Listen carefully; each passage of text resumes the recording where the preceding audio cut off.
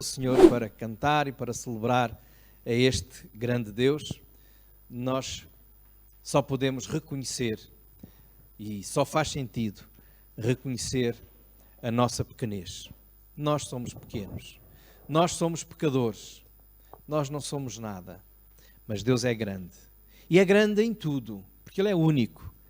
Grande em amor, grande em misericórdia, grande em compaixão, grande em perdão, grande em poder, grande em majestade. Quão grande é o meu Deus. É importante nós pensarmos realmente nisto, que estamos diante de um Deus que nos aceita, que estende a sua mão para nós, mas nós não somos dignos. Não merecemos. E é por isso, irmãos, é por não merecermos que a salvação é pela graça.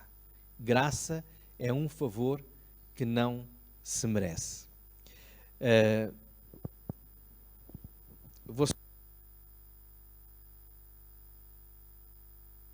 Desculpem, temos que ter aqui libertar um pouco a mão para poder pegar na nossa Bíblia, porque é a palavra de Deus que nós vamos expor agora, não é? Tenho falado nos últimos domingos, já há algum tempo, alguns meses, sobre o livro de Hebreus. Hoje e durante o mês de dezembro nós vamos fazer uma pausa no livro de Hebreus. Vamos falar um pouco sobre outros temas relacionados com este mês. E este mês, como já dissemos, é o mês em que estamos a celebrar o Natal. Mas eu queria recordar aquilo que nós estamos... Recordar não é preciso recordar, porque nós todos estamos a viver dias muito difíceis. Uns mais, outros menos. Alguns que perderam o emprego, outros a saúde, outros a família. E um pouco por todo o lado as pessoas estão a dizer este ano deveria ser esquecido, não é? Este ano de 2020 deveria ser esquecido. Eu penso que não. Eu penso que não. Devia ser lembrado e muito tempo devíamos lembrar este ano, porque eu creio que quem tem o seu coração e a sua mente fechada não aprendeu nada este ano. Mas quem tem o seu coração e a sua mente aberta aprendeu muitas coisas que Deus lhe quis dizer. Mas há anos assim.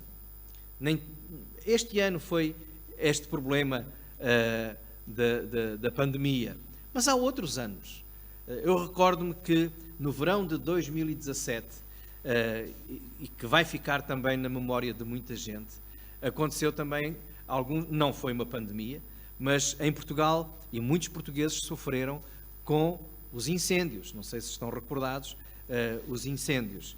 2017 ficou marcado por muitos incêndios, grande calamidade que eles provocaram e devastaram florestas e povoações.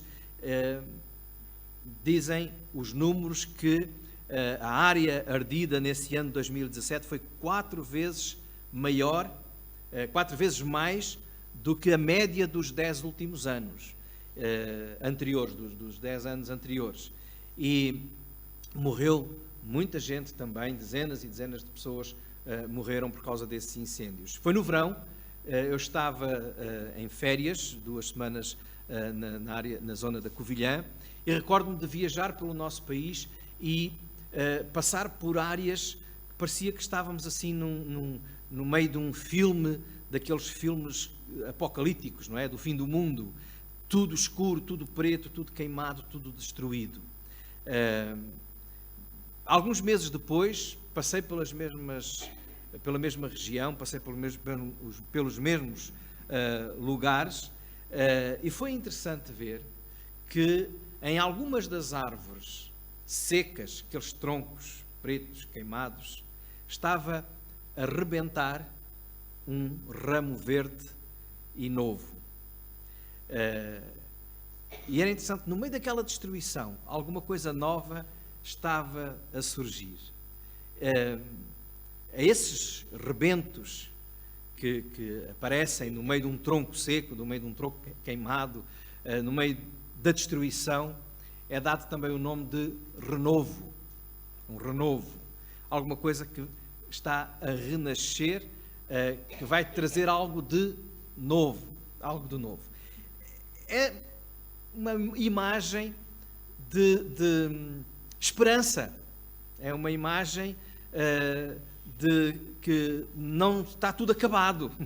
Alguma coisa vai surgir agora de novo e de bom. Eu hoje gostaria de falar com os irmãos sobre um texto bíblico que está no livro de Isaías, onde esta palavra aparece. Isaías, no capítulo 11. Isaías, capítulo 11, o versículo 1. Isaías 11, 1.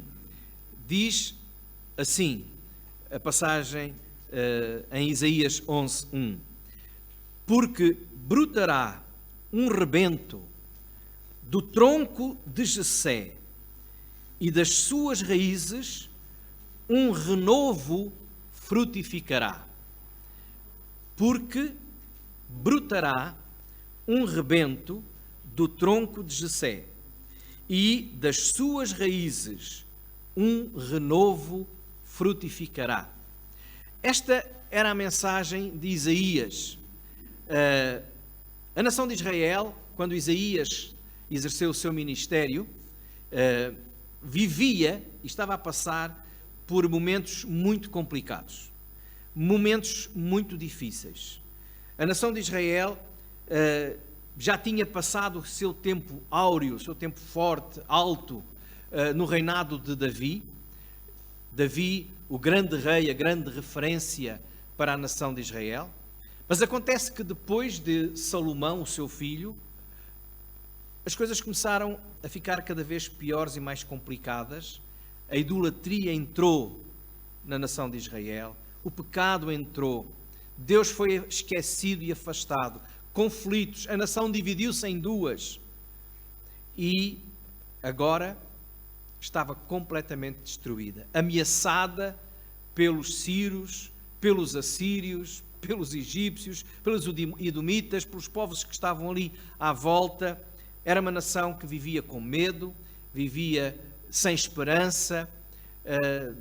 O profeta Isaías exorta os reis de Israel, exorta o povo a confiar no Senhor, a esperar no Senhor, a entregar-se ao Senhor, mas não, em vez disso, muitos deles ainda se entregaram mais aos ídolos, afastaram-se mais de Deus.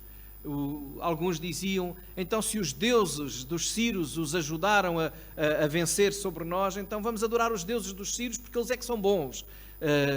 E então pediram ajuda a povos como os assírios, que só aproveitaram a oportunidade de explorar e pôr mais tributos, impostos, não é, sobre aquele povo. Então não havia esperança. Podemos dizer que Israel, o reino do norte, já depois da divisão, já tinha praticamente desaparecido, e o reino de Judá estava também prestes a terminar, porque restava um pouco ali em Jerusalém ainda de esperança, mas mais nada. Não havia. E logo a seguir isso vai acontecer, porque os babilônicos vão invadir o reino do sul, destruir Jerusalém, destruir o templo, e Israel desaparece praticamente. Então, meus irmãos, o que é que acontece? É que quando Isaías está a dar esta mensagem, a escrever o seu livro e a falar ao povo e a falar aos reis de Israel, de Judá neste caso, ele está a falar para uma nação que não tem esperança, que não tem vida, que é um tronco seco. É um tronco seco. É como aqueles terrenos devastados pelos incêndios. É como aqueles terrenos que estão completamente como terra queimada. Não há esperança. No entanto, Isaías está a dizer, nada está perdido. Deus está, de facto, a corrigir o seu povo e promete renovar, promete fazer renascer. E ele diz aqui, brotará um rebento do tronco de Jessé, e das suas raízes um renovo frutificará. E depois diz, e repousará sobre ele o Espírito do Senhor, e o Espírito de sabedoria e de entendimento, e o Espírito de conselho e de fortaleza, e o Espírito de conhecimento e de temor do Senhor. E deleitar-se-á no temor do Senhor, e não julgará segundo a vista dos seus olhos, nem repreenderá segundo o ouvir dos seus ouvidos, mas julgará com justiça os pobres, e repreenderá com equidade aos mansos da terra, e ferirá a terra com a vara da sua boca, e com o sopro dos seus lábios matará o ímpio. E a justiça será o cinto dos seus lombos, e a fidelidade o cinto dos seus rins. Estas são algumas das características deste rebento, deste renovo, deste rei. No fundo, o que é que Isaías está aqui a anunciar? Está a anunciar a chegada do Messias. Todo o livro de Isaías podíamos resumir nesta mensagem. E a mensagem é esta: tudo está mal, vocês estão mal, o mundo está mal, mas vai chegar o dia em que Deus se lembrará. Ele já sabe esse dia e vai enviar então o Messias, o seu ungido, aquele que virá para repor tudo aquilo que foi perdido, a esperança. Agora, quais são as características deste rei que há de vir, que Isaías aqui fala? A primeira coisa que eu queria destacar, nós poderíamos falar muito sobre ele, mas temos que resumir algumas coisas. Mas vamos ficar aqui nos primeiros versículos. A primeira coisa que aqui é de salientar é que ele será cheio do Espírito do Senhor. É alguém que não vem para reinar na base do poder de armas, do poder de homens, de poderes terrenos, mas do poder do Espírito Santo. Cheio do Espírito do Senhor. O profeta Isaías, mais à frente, fala sobre este Espírito que estará sobre este rei, sobre este Messias, este Salvador que há de vir, este renovo que há de rebentar da raiz de Jessé.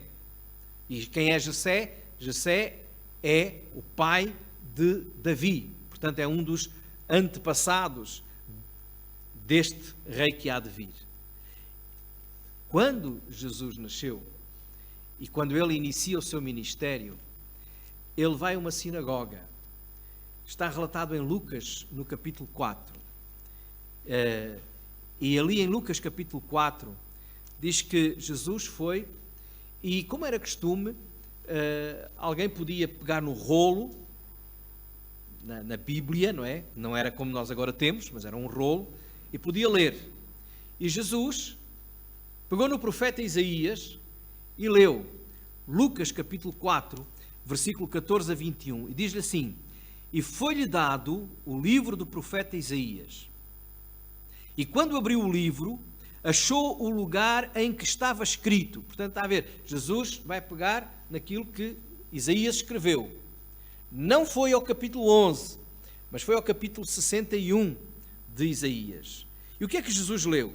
Leu o seguinte: o Espírito do Senhor é sobre mim, pois que me ungiu para evangelizar os pobres, enviou-me a curar os quebrantados de coração, a pregar liberdade aos cativos e restauração da vista aos cegos, a pôr em liberdade os oprimidos, a anunciar o ano aceitável do Senhor.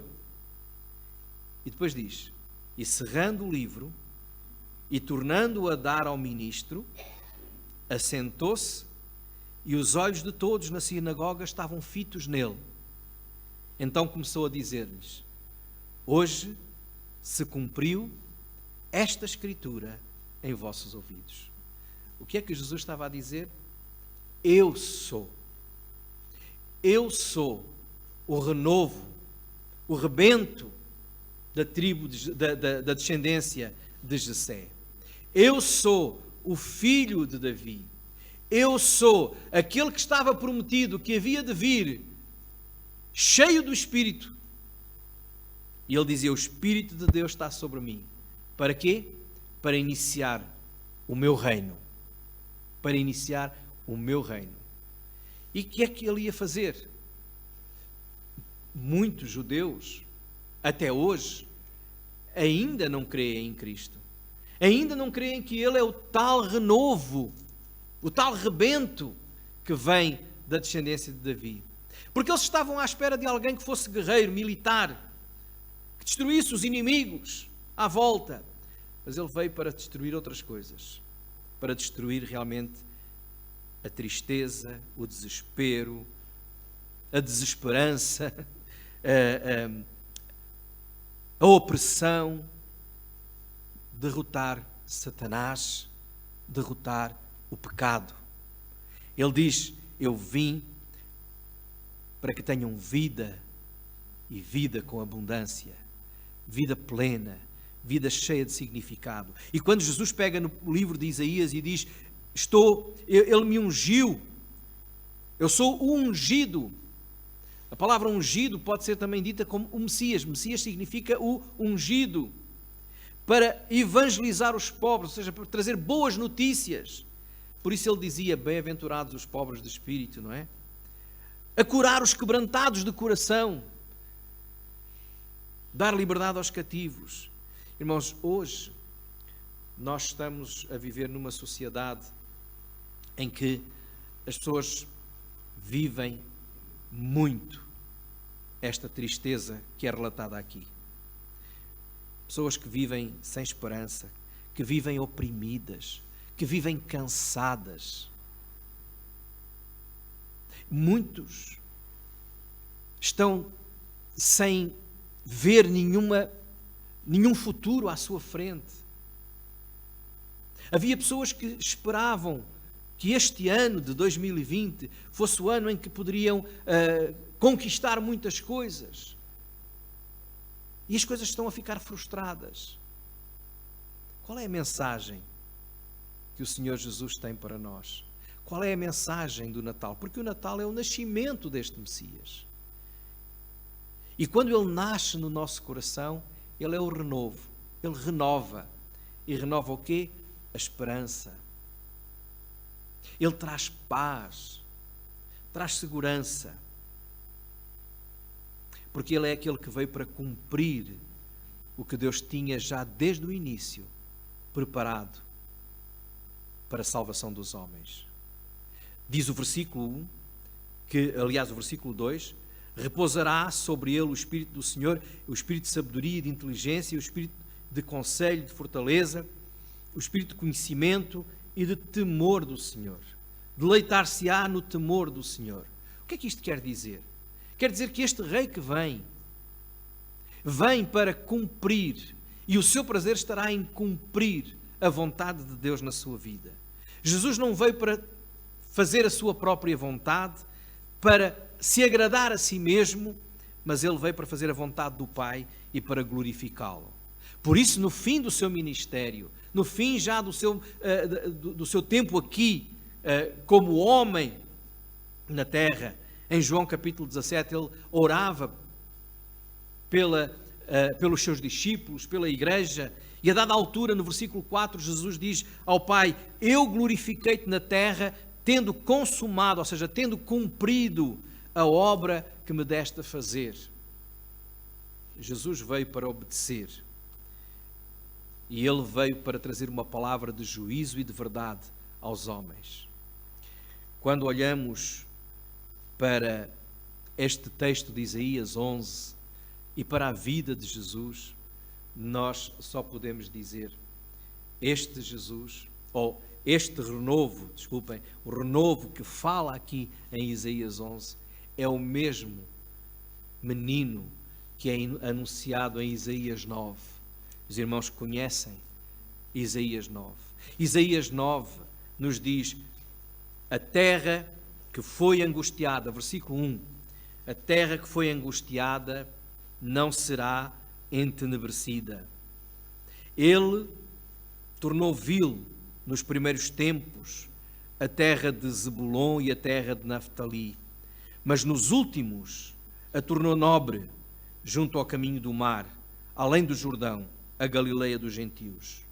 O povo que andava em trevas viu uma grande luz, e sobre os que habitavam na região da sombra da morte resplandeceu a luz. Tu multiplicaste este povo, e a alegria lhe aumentaste. Todos se alegrarão perante ti, como se alegram na ceifa e como exultam quando se repartem os despojos, porque tu quebraste o jugo que pesava sobre ele, a vara que lhe feria os ombros e o cetro do seu opressor, como nos dias dos midianitas.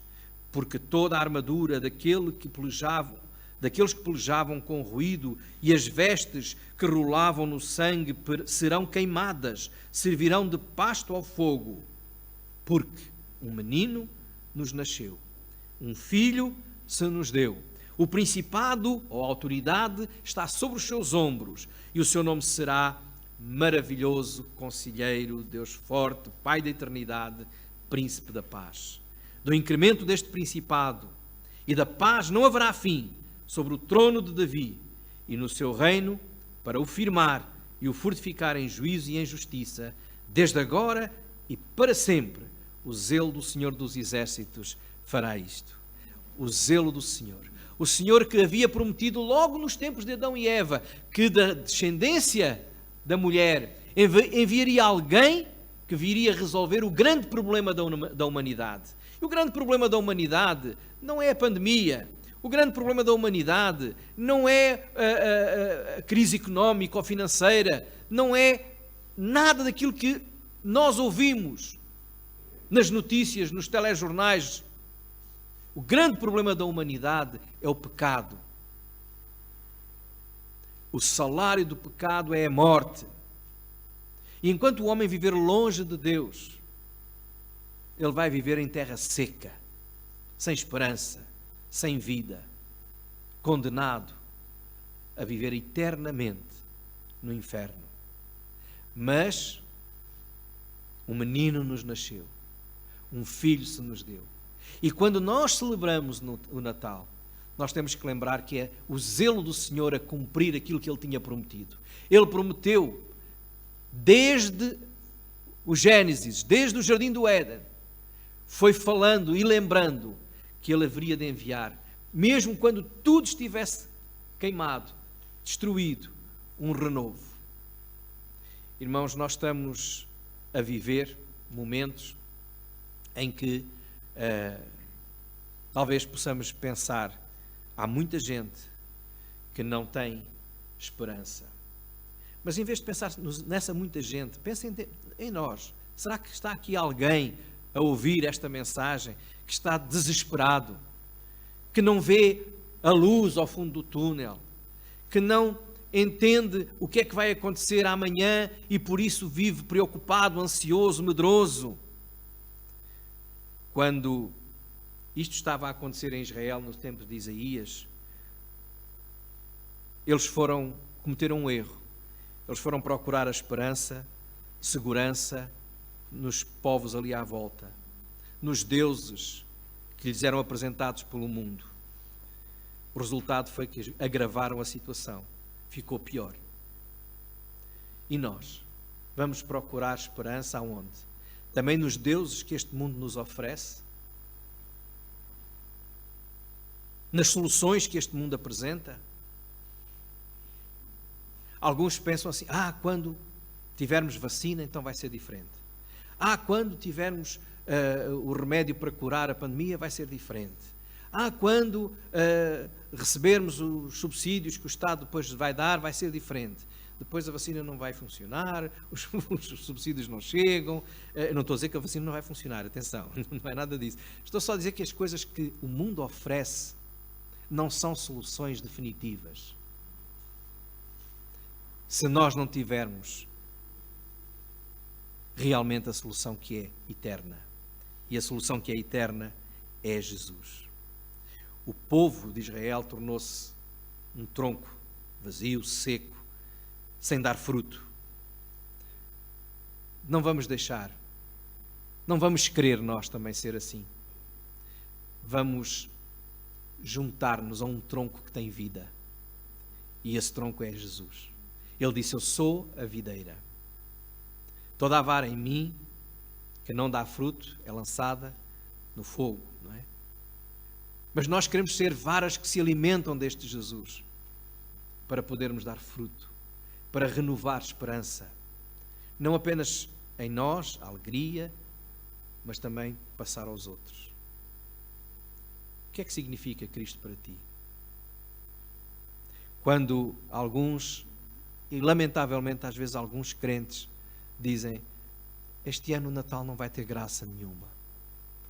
Este ano o Natal não vai ter jeito nenhum. Só não vai ter se Jesus não estiver contigo.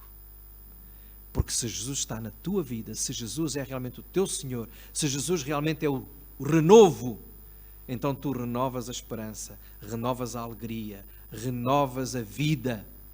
Porque o Natal não é jantares, não é luzes, não é festas. Isso é apenas um complemento. O Natal é Jesus. E Ele disse: eu sou o caminho, a verdade e a vida. Ele é a nossa esperança. Ele é o nosso Natal. Ele é o rebento, é o renovo. Ele é aquele que foi profetizado. E com Ele, também na tua vida, na minha e de todos aqueles que nele confiam, vai haver renovação de esperança, vai haver renovação de alegria, vai haver renovação de vida, vai haver renovação de todas as coisas que agora estão mal e que estão mortas, porque Ele é aquele que tem o poder para o fazer, e o poder é o poder do Espírito do Senhor. Então, neste mês de dezembro, desejemos na mesma aos outros Feliz Natal. Podemos enviar mensagens desejando Feliz Natal, mas um Feliz Natal sem mas nem sem ses. Um Feliz Natal com um com, que é Feliz Natal com Jesus. Amém.